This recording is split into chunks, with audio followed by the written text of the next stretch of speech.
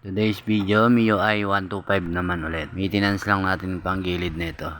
Wala na din siya standard ng minor nito, masyado nang mababa. Buksan muna natin. Ang odo nga pala nito, 12,200. Ang dumi na rin ang filter nito, kailangan na rin palitan.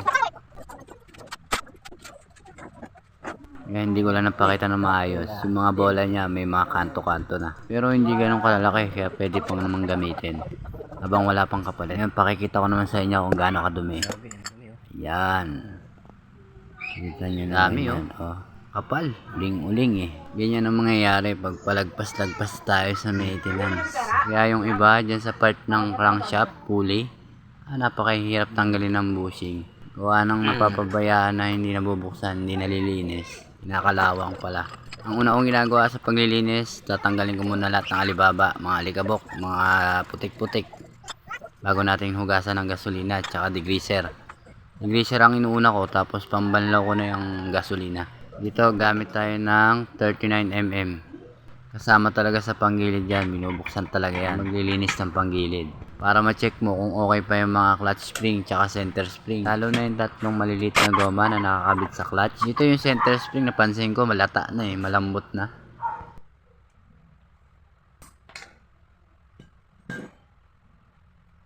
Ayan o, nakita nyo naman kung gaano kadumi lahat o. Saka lahat ng grasa yan, papalitan natin. Lilinisin natin na maigi yan. Ito naman talaga ang proper eh. Aalisin mo muna yung mga alibaba bago mo siya hugasan. Degreaser at saka gasolina ang ginagamit ko. Minsan gumagamit din ng tubig, pero wag na wag kayong gagamit ng tubig dyan sa may crankshaft, sa may ehe. Pareho yan dyan sa may torque drive at saka sa pulley. Yan madalas may wini-welding eh. Sobrang hirap tanggalin ng bushing tsaka ram plate sa may bandang crankshaft pulley. Nagrasa nga eh, pag sobrang tagal mo nang ginamit eh, di ba? Sobrang umiitim. Kaya yung pinaglagyan ng grasa, nakalawang din. Sa part na yan, hindi ko na tinanggal yung o-ring niya. May o-ring yan eh, dalawa. Taas, baba. Pinunasan ko lang yun ng basahan. Yung part ng torque drive na yan, hindi ko binabasa loob niyan. Talagang punas lang. Tapos grasa na. Yung takip ng spring at saka spring yan, pwede yan basahin ng gasolina. Dito naman tayo sa may part ng clutch assembly. Tanggalin muna natin yung lock. Flat screw ang pantanggal, ang pagbalik naman yan ay long nose lang o plies. Aalalayan mo lang ang pagsikwat nyan kasi tumatalsik yung silak nyan eh. Nawala na ako nyan eh, dun sa Honda Beat ko. So pag natanggal mo na yan, may part dyan na matigas. Yan, sinisikwat din yan, paikot. Alalay lang din kasi nayuyupi yan eh. Yung part kasi niya may gatla yan eh, kaya talagang masikip yan. Yan kasi kumakapit yung silak. Yan kasi yung part na minsan maingay kapag maluwag na yung lock na yan.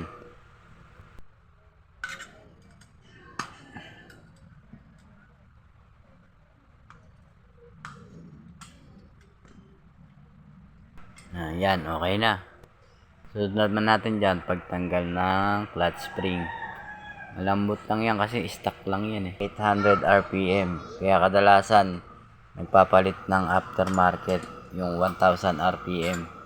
Kasi malambot nga talaga yan. Ito sa part na to, chinecheck ko yung lay ng lining sa clutch housing. Ang normal kasi niyan, dapat kusang bumabalik yan, malambot lang ang play niyan. Siyempre, kapag matigas yan, hihirapin yung spring mo naman. Matigas na yung spring mo, matigas pa yan. Ano na ang lining, pag lumapat dyan sa tatlong goma na yan, makapit pa yan.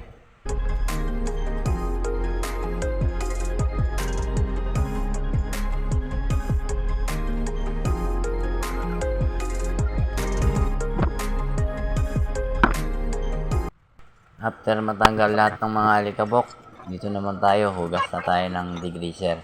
Degreaser muna unahin ko.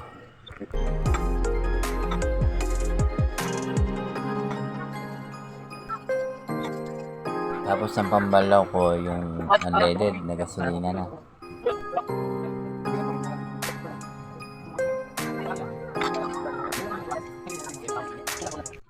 Sa part na yan ng clutch assembly, yung tatlong titi na yan, yung tatlong ehe na yan, may kanya-kanyang diskarte ang mga mekaniko dyan para hindi kalawangin, para hindi tumigas.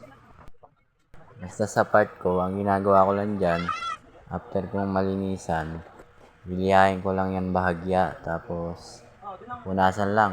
Yun na.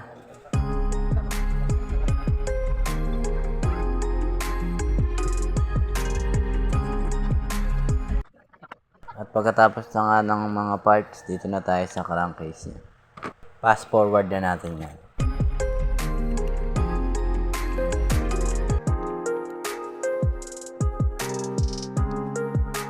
So, let's go. Assembly na tayo. Ayan, malinis na.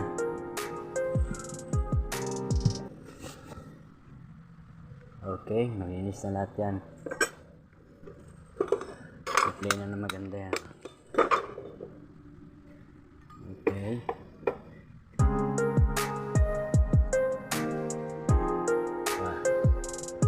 Ayan.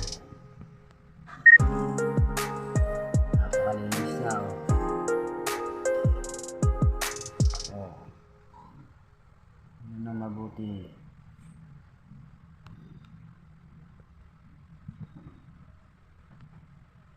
Kahit sa loob. Yan. Oh, malinis na malinis yan.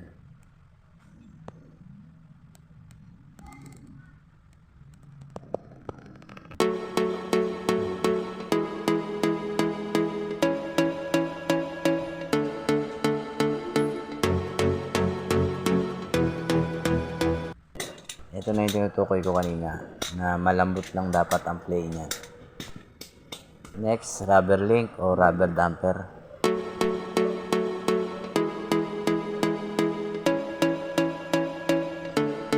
Dali lang naman magbalik. Paano yung posisyon niya na tinanggal mo, dun mo lang din siya ibabalik. Next, clutch spring. Yung mahabang hook nasa kaliwa, yung maiksi sa kanan. Then after, lock na natin.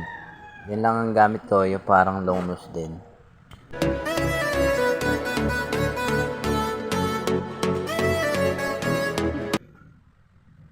Next naman, yung lock na niya. Yung kaninang mahirap tanggalin. Pinupukpok yan bahagya para lumubog na maigi. Para sumakto yung circlip niya o yung silak. Tapos dyan, kailangan pag nagtanggal ka ng silak, ibabalik mo bahagya. Kasi bumubuka talaga yan tuwing nag-aalis yan. Kaya bahagya mong ibabalik. Gamitan na lang ng long nose. Yan, balik na natin.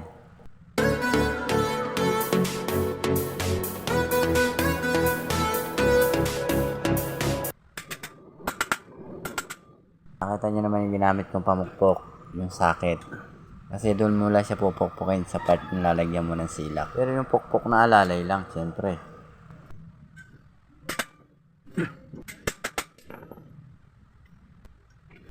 Dito na tayo sa paglalagay ng grasa. Yung ginagamit kong grasa na yan, legit yan. Binili ko yan sa auto shop. Nasasabi mong high temp talaga.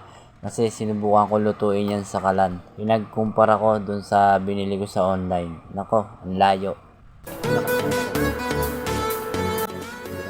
Dito ipapakita ko na rin dito yung sample.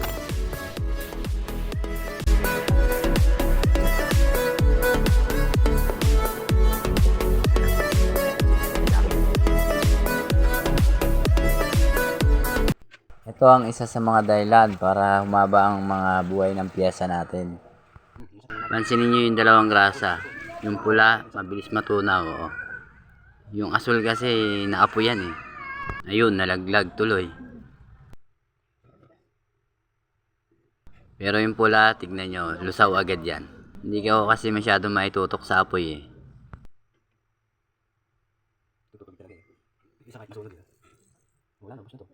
O ayan, nakita nyo, di ba? Wala na, parang tubig na. Tignan natin yung asul, yung nalaglag sa ilalim. Ayun siya, oh. Tignan mo. Pero hindi siya lusaw. Buo pa rin yan. Ayan, oh. Ayan, oh. Ah, di ba? Ayan, Nasa pa rin. oh. Buo pa rin siya. Nalaglag lang eh. Ayan, oh. Grasa pa rin, di ba? Oh, grasa pa rin. Ito, tinubig nyo. Ayan yung pula, oh. Labnaw. Napakalabnaw. Oh, di ba? Kaya magandang i-check nyo rin kung ano yung mga grasa talaga na high temp. Halimbawa, magpapagawa kayo o magpapalinis. Madali lang naman mag-test ng grasa. Kuha ka ng kutsara. Lagyan mo yung kutsara, tapos isalang mo sa kalan. Mga ilang minuto, 1 minute. Pag nakita mo bumubula, kumukulo, yun.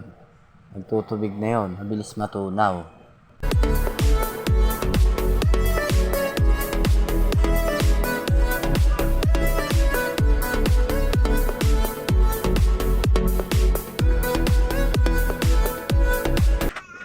Paglagay naman ng grasa dyan sa may torque drive, kailangan lahat malagay nyo.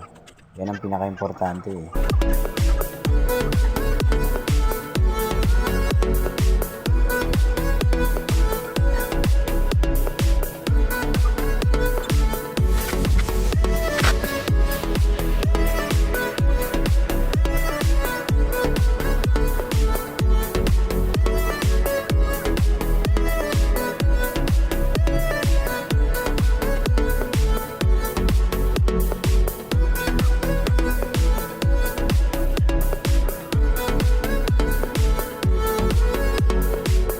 Dito, iniigpitan ko muna ng kamay bago ko babarilin ng impact ring. Ganun din sa kabila.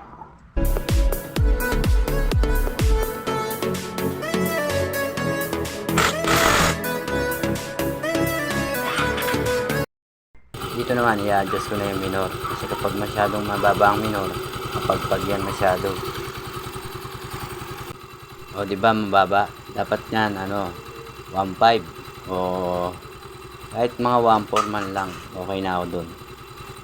Pero ang standard niyan, 1.5 to 1.6. Naka-long press yan, di ba? Yan. Tanggalin mo ulit. Yan, tanggalin mo.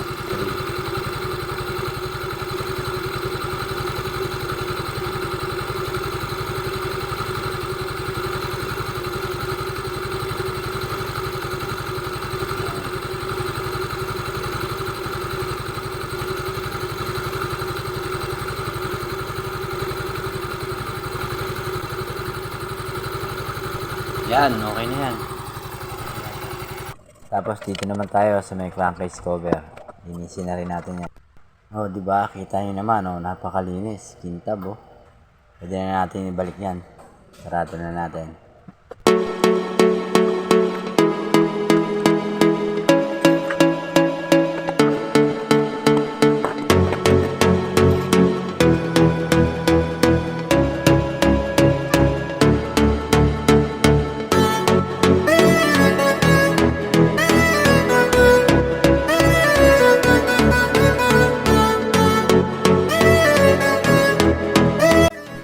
Part na to, testing ko na. Okay, tingnan natin. Let's go!